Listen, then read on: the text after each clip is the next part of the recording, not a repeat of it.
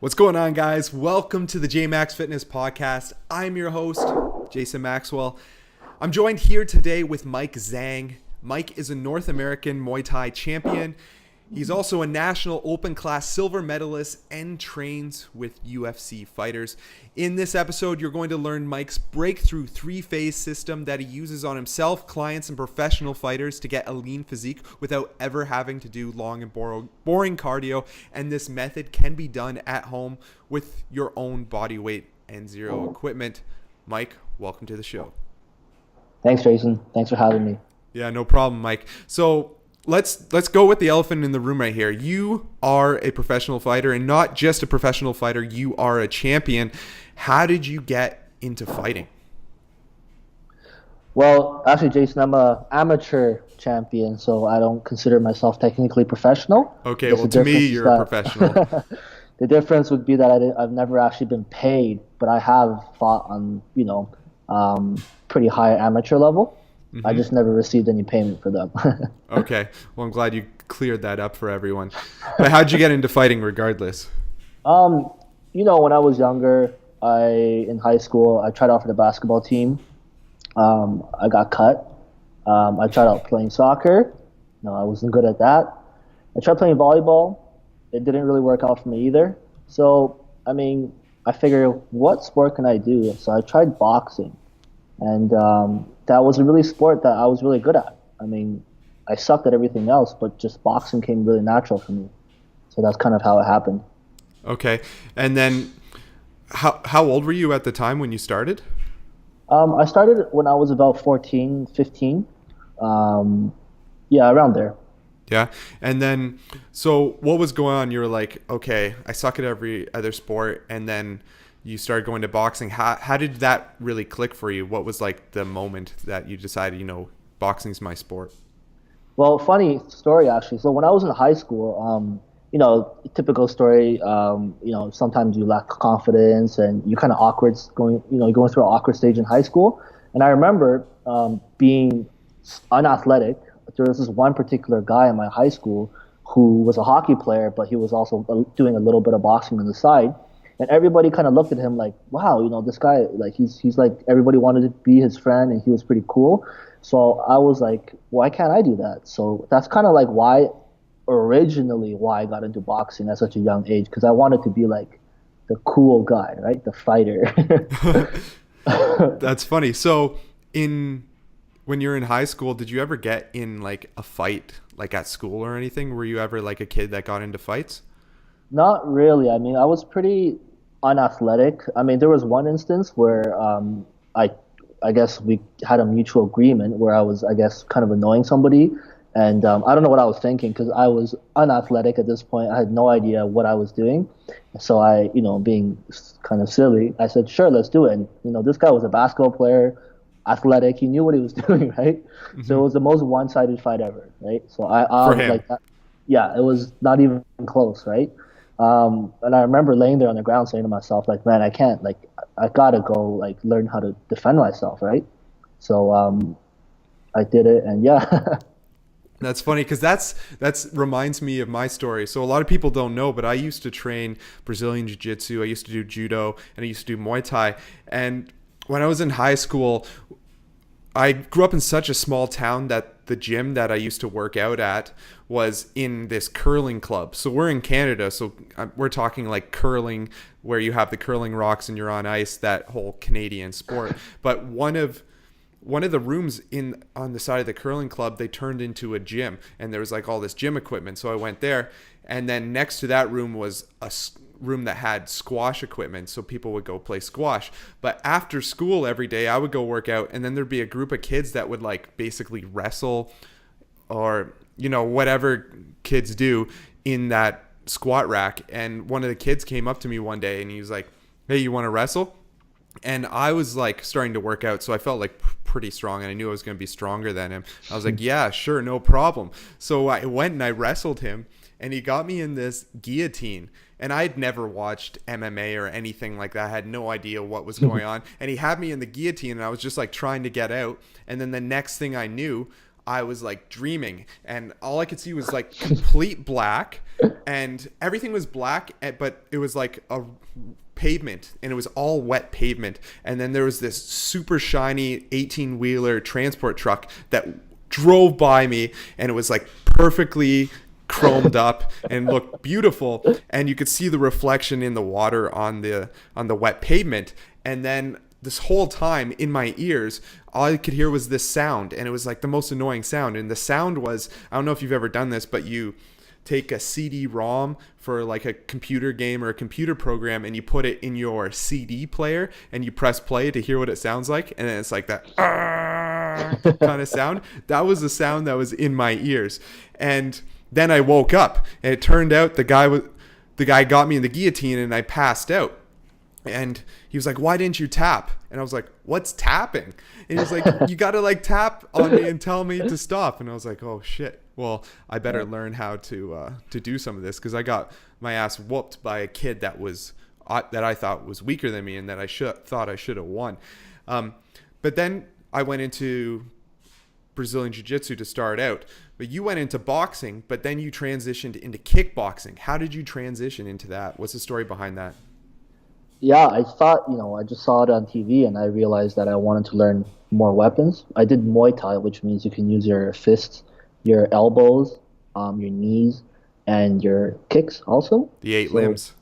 Exactly. Muay Thai is art of the 8 limbs, right? So I wanted to add some more, weapons into my arsenal. And at that time, I had a good friend of mine from Toronto, in Scarborough, Crew Mikey, and someone told me that he was an amazing coach. And at that time, things weren't really working out with my boxing coach.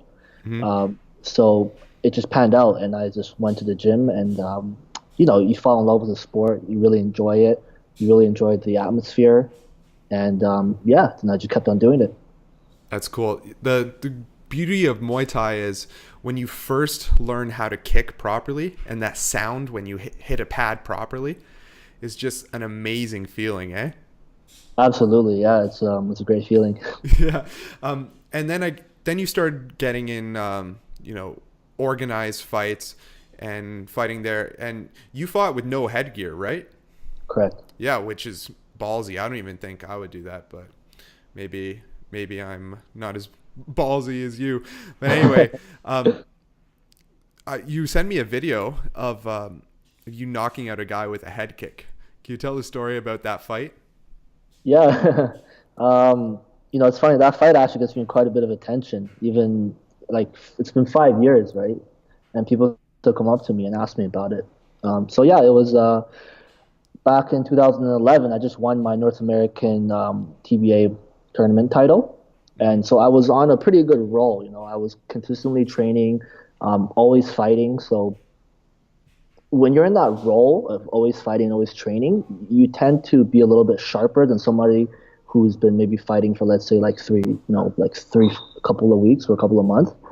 I was pretty on point, and I met the guy. We weighed in. He was a really nice guy. It was in New York. It was his hometown, his gym. And in the first round, I just saw an opening, and I just put my foot up there. I didn't throw it to try to knock him out. I didn't think it would knock him out, to be honest. But I guess it just got through his guard, and I knocked him out. So when you knock someone out, what's going through your head? What kind of emotions are you feeling at that time?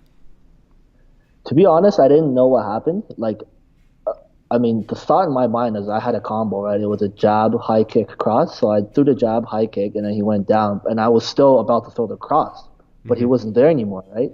And then, and then the ref kind of pushed me off because I was, I still reset my foot as if I had to throw the cross. But then he was on the ground, and I was like, oh, it was, it kind of caught me off guard a little bit. And then what happened next? Can you describe the next minute or so? Yeah, then the ref tells you to go to the neutral corner while they see how he's doing. If it's a flash knockdown, they'll give him an 8 count. Mm-hmm. But this is a knockout. There was no question asked. So the medics came in to see how he's doing, to revive him, and then once he got back up, we did where the ref lifts your hand up to say who the winner was. And we hug, and there's always good sportsmanship, and that was it. So knocking him out with a head kick, did you like feel worried about him or anything like that? Or like what's the relationship with you and the other fighter? We were pretty good. So his name was Justin. He was actually a really great guy. He's one of the nicest people I've ever met, and I think we're still friends now. Like we talk every once in a while. Um, so yeah, I mean, I do definitely have some concerns, and but that's the nature of the sport, right? Like when you get in there, um, like I mean, if it was flipped, like he would be happy to hurt me too, right? Like that's the objective of the game. So it's not like I viciously wanted to hurt him, but the objective of the game is to try to like knock each other out. So it's kind of like it's a little weird, right? Yeah. So going into your first like fight ever that was organized, what was going through your mind? Were you scared? Were you nervous? Were you excited? Were you confident? Like what's the story about what goes on in a fighter's mind? Yeah. So my first fight, we call that like we call it like kind of like popping the cherry, right? Like it's your first time. You're just really nervous. It's your first time in front of a bunch of people. You're very anxious. Your adrenaline usually is going like crazy. Um, and for the most part, your first fight, um, I would say for most people, it ends up being a big brawl because both fighters are so nervous and the adrenaline is going so much. It's not until the fighter becomes more experienced and they know how to relax a little bit, preserve their energy, and place more strategic shots. So the first fight, yeah, you're very anxious, very scared, very nervous, and it ends up being a big brawl. You end up getting gassed out halfway through the first round, and then it's like two guys that are just struggling to even keep their hands up. And that's how it was for me. Like I gassed out probably like halfway through the first round. Yeah, it's like you go and you spar and you spar and you spar and you get good at sparring, you get comfortable, but then there's a little bit of something on the line, and then all of a sudden you go back to your old ways, and even just like the fight or flight response, eh? Yeah, absolutely.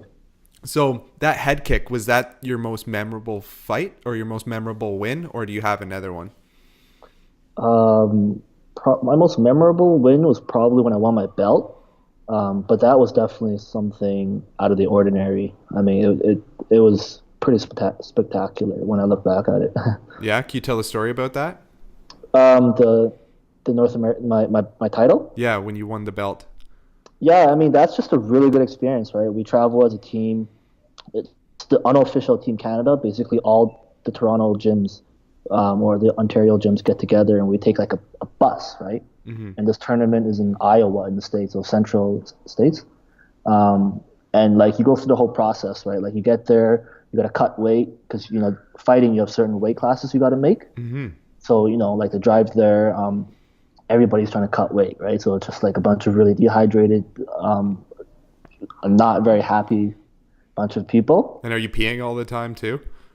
Not really, because by the time we're driving down, at that point most people are kind of dehydrated because you take out the water weight, right? Okay. So most people are like in a blanket, where some people are even in like a sauna suit to try to lose a few more pounds on the way there. Yeah, so the experience is just good because you get there, you have a hotel, you're with all your friends, and it's like you weigh in on Thursday. Friday's your first fight. If you win, then you fight again Saturday. So it's an 8-man bracket, right? So it's single elimination, so it's 3 fights in the weekend. Okay. So you weigh in on the Thursday, and then what do you do afterwards to hydrate up? Typically, and every fighter is different. What I like to do is there's Pedialyte, which is what babies drink when they have diarrhea.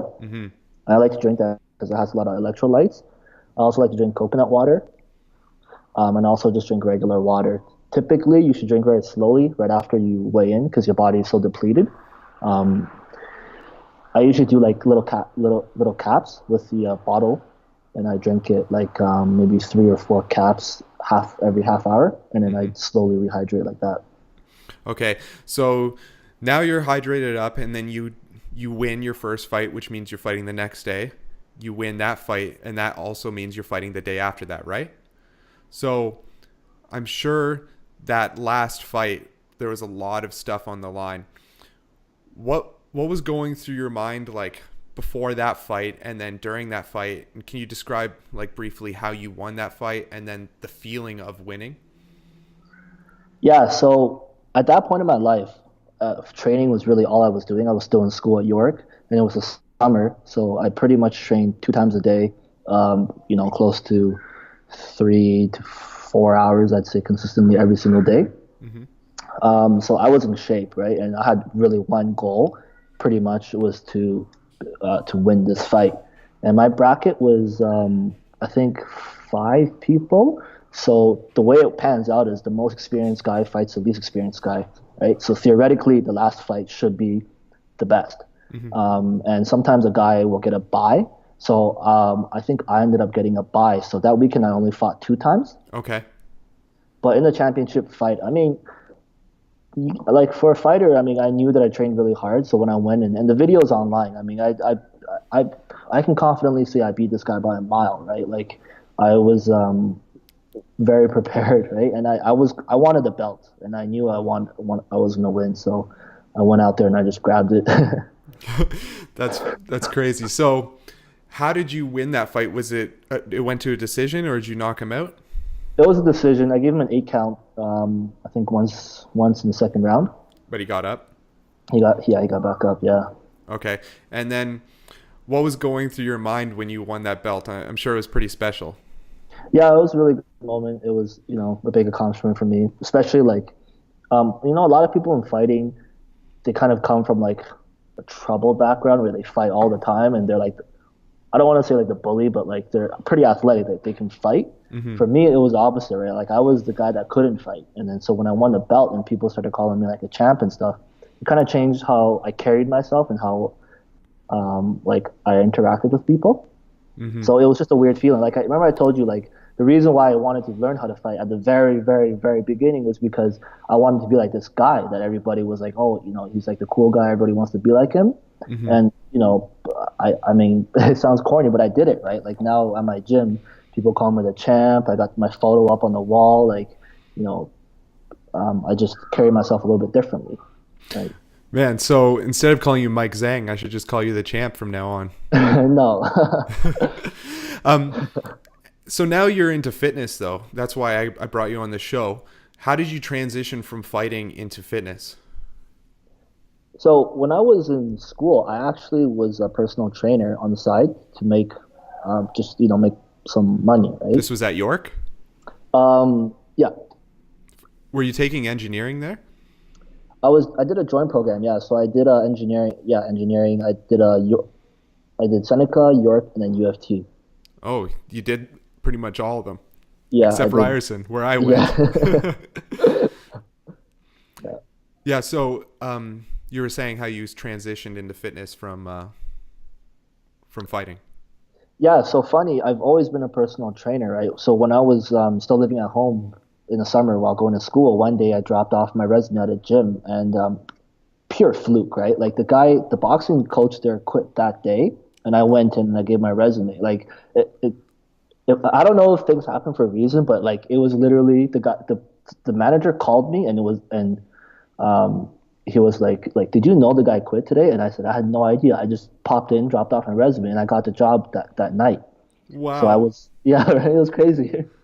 That's so quick. And then one thing I was talking to you about is you say you like to do, or you don't like to do long, slow, boring cardio, but you do a form of shadow boxing for cardio instead. Can you expand on that a bit? Yeah, so I don't really enjoy getting my clients to run outside for 20, 30, 40 minutes. I feel like that's not really effective, and it's been proven that, HIIT training, where metabolic training is a lot better. So what we do as a fighter is we do shadow boxing, mm-hmm. which is, you're punching the air, doing the same strikes rather than hitting somebody. You're just practicing your technique. This movement is a really good workout because, when you punch, you're not just using your arms, you're turning your whole body into it, right? You're engaging your core, you're using your glute, you're using your legs. So when I get my clients to shadow box, they are getting a whole full body workout. And for the most part, people aren't used to turning their body for a punch, right? So when they're doing this, they're like, oh my God, my core hurts. Why does my stomach hurt, right? I'm only throwing a punch. And so I explained to them, right? Yeah. And the beauty of it too is your clients, they get a good workout, but then they also learn how to properly throw a punch, which, it kind of doubles into use for everyday life, because then, you never know what's going to happen if you need to throw a punch in public. And your method, it actually shows them how to put, power into the punch, which is, super important, right? Absolutely, yeah. So let's say I'm coming to you, and we'll pretend that I never had any experience in Muay Thai or anything like that. So let's say I come to you and I train with you, and you have a 3-phase, system that you like to put through people through. So what would each phase of the system look like on me? What would you do? Yeah, so when I created my program, one of my friends actually inspired me to do it. She told me, she said, hey, I tried one of these other programs online, and I did it for the first day, and they were making me do like jumping lunges, and I hurt my knee because she was slightly overweight, right? Which you can't expect somebody to do jumping lunges when you're right off the bat and they're overweight, especially, right? Yeah, And expect exactly. them to not get hurt. So I said, you know what, I'm going to create a program where it's a transitional period, right? Like the first phase, which I call like the pre-burn, which is getting your body ready. I focus on working out only approximately 3 times a week, and I do motions where it's non-explosive. So everything is nice and slow, everything's on the ground, and it's getting your body, the smaller muscles, your tendons, prepared. That's the first phase. Okay.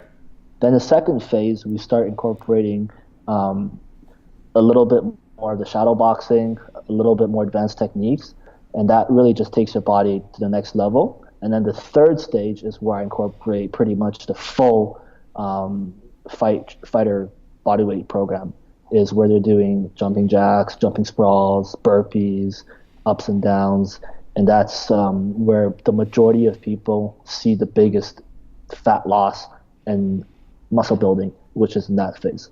So are you like doing a combination of, let's say you do a combo like jab, cross, hook, and then would you go into like a sprawl or something like that? Like what's an example of a circuit that people could try right now?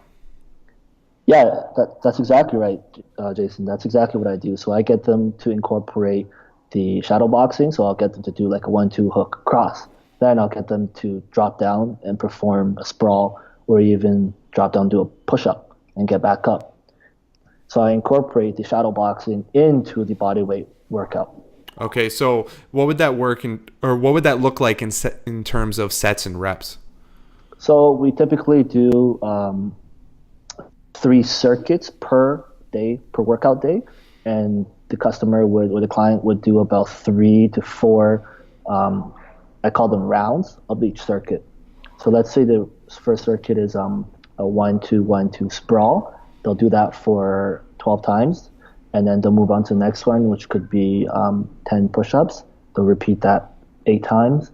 Then the next exercise would be maybe, let's say, 40 seconds of a plank, and then they'll move on to the next one.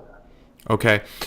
So you're saying you would do this on its own workout day, or would you use it also as cardio at like an end of a gym workout, for instance? Yeah, a lot of my clients do use that. A lot of guys that are muscle building use this as cardio because they're finding that they're burning more fat doing this for 20 minutes, even 12 minutes, than them going on the treadmill for 30, 40 minutes. Mm-hmm. And then so people are using it basically instead of long and boring cardio because it's more fun, right? Absolutely. Yeah. So guys, Mike was telling me earlier that his clients were getting such great results and he was getting such great results with himself and then other professional fighters that he works with, using like this three-phase system we just talked about. So he decided to create a full-blown program called Fat Shredder Cardio, or FSK12 is what he calls it. So Mike, can you explain exactly what people get when they purchase FSK12, and can you just go component by component so people know exactly what they're getting? Yeah, of course. So the FSK stands for Fat Shredder Kickboxing. Oh, kickboxing, sorry, I said Yeah. cardio, didn't I? And the 12 stands for it's a 12-week program. So what you get with it is basically the three phases. The first phase, which is pre-burn, it gets you ready for a little bit more intense workout. The second stage is called the metabolic burn, which is getting your body into basically prepared for the HIIT workouts, the intensity, the more intense workouts that you're going to see in phase 3. You're also going to get a blueprint, which explains to you exactly what each workout is, what muscles it targets, and a little bit more in detailed explanation about how to prevent any injuries.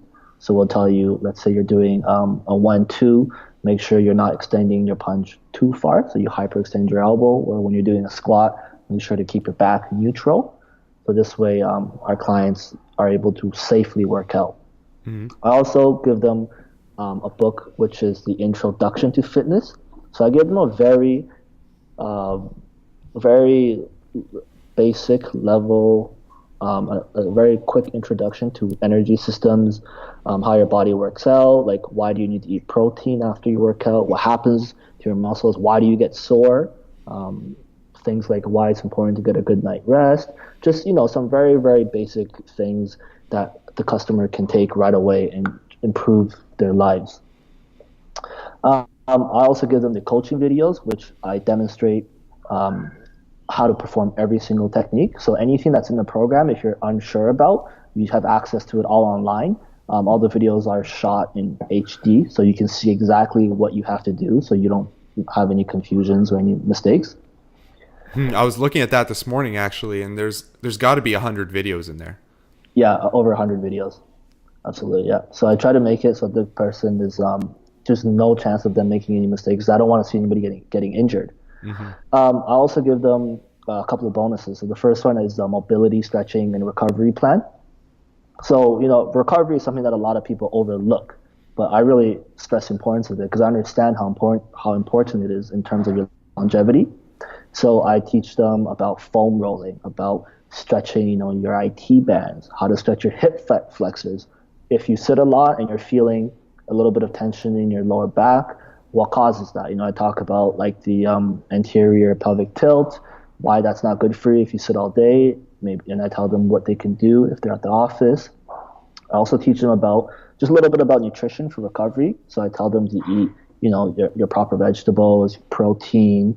Doesn't have to come from meat, it can come from other sources, but basically just to get them thinking about recovery, not only during the workout, but how to take care of themselves outside of the workout. Mm-hmm. I also give them a book called, which is basically The Habits of a Championship Fighter. So I talk about a couple of habits that I have. I wanted to do this because before I got into fighting and training, I was a bit of a struggling student. I couldn't really focus, and I had a hard time. I almost dropped out of high school, right? So when I got myself a little bit more focused in the gym, I applied that focus into other areas of my life too, and it just made me excel. I mean, I graduated from U of T on the dean's list, right? With a master's degree in engineering. If you go back to my high school and you told my teachers that, they would laugh and be like, "No, that's not the same Mike," right? So some of these that's no easy feat. I went to school for engineering. It's hard. Yeah, I mean, once you shift your mindset from, the person that doesn't think they can do anything to the person that, really unlocks their mind, then I think anything's possible, right? Mm-hmm. So I talk about that in this book. Lastly, I give them a warm-up plan, which is specific warm-up exercises that I have my team, my fight team, or even my just regular guys that work out perform, that are able to activate your hips, your body in a way that is not like a typical workout. So it's not like jump up and down for 10 times or do 30 jumping jacks. It's specific ways to warm up that'll open your hips, that'll stretch your body, and really help you prepare for the workout.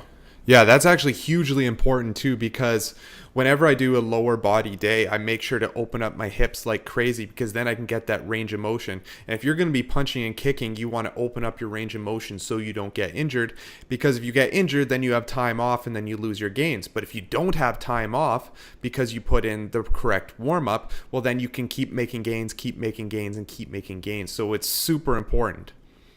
Yeah, absolutely. That's the biggest problem, right? Is when I talk about it in my program, is people work out for 3 weeks and then they get hurt, and then they got to take 2-3 weeks off. Then it's like you're almost back at like the beginning, right? And then it's a cycle. The only way you can really make an impact on someone's life through fitness, I believe, is if they can do it consistently and sustain it, right? So over like 12 weeks of consistent work, and obviously proper warm up, proper recovery is essential for that, right? There's another bonus too, right? Lean body hacks. Yeah. So in lean body hacks, I talk about some things that I personally do to try to give me that extra little edge in terms of losing stubborn fat.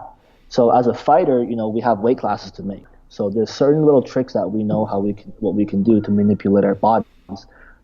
Things like what vegetables, if you eat more fibrous vegetables, you'll stay fuller a little bit longer.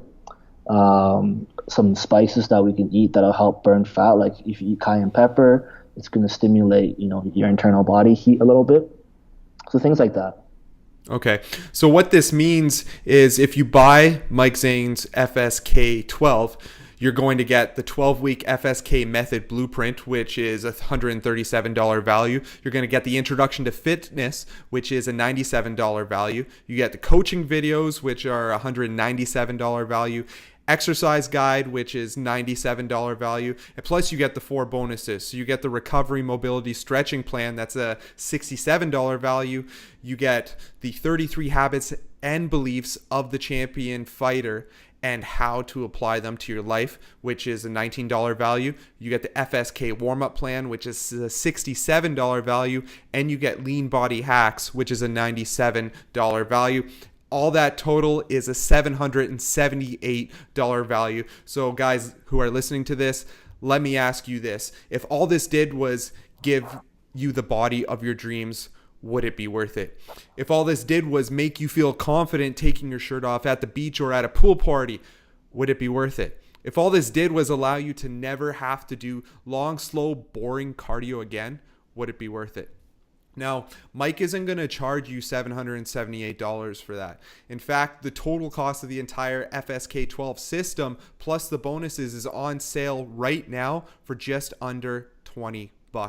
And you can get that by going to www.jmaxfitness.com/FSK. So www.jmaxfitness.com/FSK. Mike, thanks so much for coming on. This has been an excellent interview, and I think your method is like life-changing, because myself, I absolutely hate doing cardio, and I really do like doing shadowboxing. Like, I used to do Muay Thai, so it's just natural for me. It feels good to fight. So thanks a lot for coming on, and it's great to actually be talking to another former engineer as well. Thanks for having me, Jason. I really appreciate it, and I really enjoyed our conversation. So guys, this has been Jason Maxwell with Mike the Champ Zhang. I'll catch you guys later.